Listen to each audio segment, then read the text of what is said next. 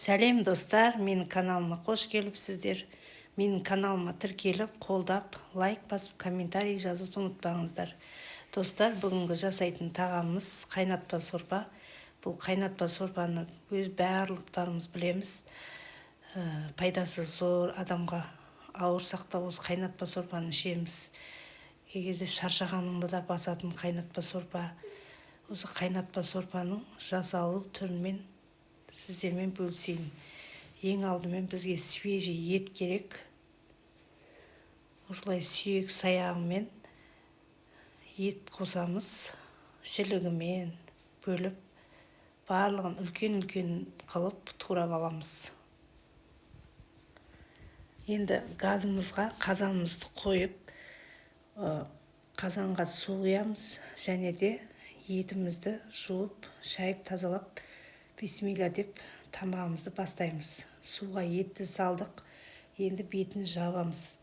Қайнағанға шейін жауып қоямыз. Қайнағаннан кейін көбігін алып тастаймыз бетіндегі.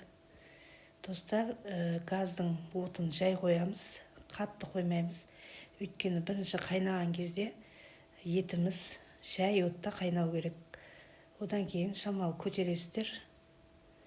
Бірден қатты отқа қойсаңыздар, етіміз қатты болып қалады. Сол үшін жай отта қайнатқан дұрыс. Енді сорпамыз қайнады. Бетіне лавровый лист және де тұз саламын. Мендегі ет свежий, тұздалмаған ет. Енді бетінде көбіктерді алып, сапырып жібереміз да, газымызды жай отқа қойып қайната береміз. Оған дейін біз сәбізді, картошканы осылай турап аламыз тамағымызға қосуға.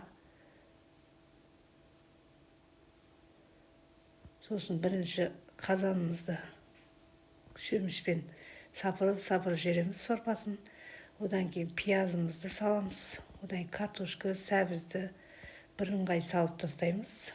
Осылай жай отқа 1 сағатқа қайнатуға жібереміз. Осылай жай отта етіміз, ішіндегі көкөністеріміз піседі. Осылай жай отта қайнатып аламыз.